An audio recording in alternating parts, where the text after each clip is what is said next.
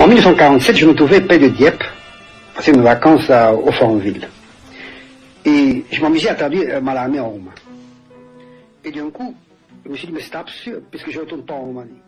Traduire Mallarmé dans une langue inconnue, du temps perdu. Je jetais tout ça, je suis rentré à Paris et je me suis mis à écrire en français. Et c'est l'origine de ce livre, du premier que j'ai publié, Précis de composition, qui a apparu 2 ans après. Mais c'était pas pour entrer dans un circuit, c'était pour exploser un peu. Enfin, c'était compliqué à dire, n'est-ce pas? Je sais pas pourquoi je l'ai écrit. Parce que je peux dire qu'au fond, tout ce que j'ai écrit dans des moments de, disons, de dépression.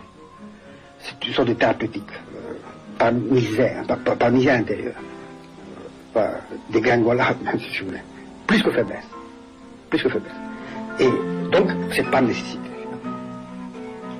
C'est pour ne pas crier, pour ne pas gueuler, hurler, pour ne pas, c'est pas pour nous. Mais c'est en tout cas pas pour faire un livre. Le livre vient comme, c'est un accident. Quand vous écrivez quelque chose pour vous-même, et dans des moments, disons, de crise, vous ne pensez pas aux autres.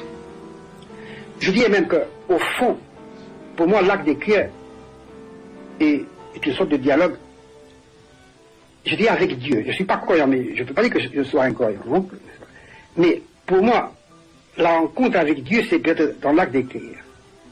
Ça veut dire une solitude qui rencontre une autre, une solitude en face d'une autre solitude. Dieu étant plus seul que soi, qu'on est que soi-même. Je n'ai aucune raison de revenir sur ce que j'ai écrit. C'est-à-dire, je me suis trompé, les choses au fond, c'est pas si terrible que ça. Non. Mais les choses qu'on a exprimées, on y croit un peu moins. Pourquoi? Parce qu'elles se détachent de vous. En ce sens, vraiment, le fait d'écrire, ça c'est connu, tout le monde le sait, le dit, n'est-ce pas? Le fait d'écrire est une sorte de, quand même de profanation. Parce que les choses auxquelles vous croyez intégralement, à partir du moment où vous les avez dites, elles comptent moins pour vous. Et ça, je vous donne un exemple. J'ai écrit un jour sur le suicide.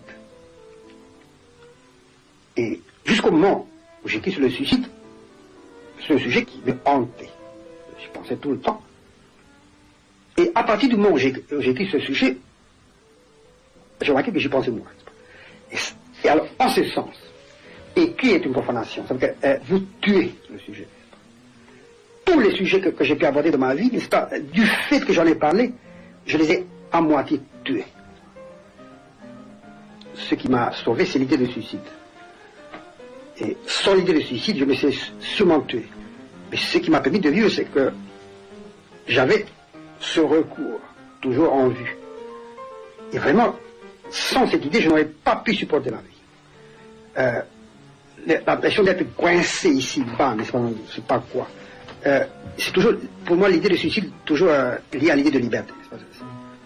Avec cette idée, je me suis dit, je peux supporter n'importe quoi, puisque tout dépend de moi.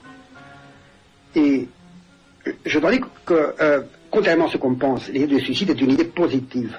C'est une idée stimulante. C'est pas une fuite du tout. C'est l'idée, je parle de l'idée, n'est-ce pas? C'est l'obsession du suicide. Je ne parle pas du suicide.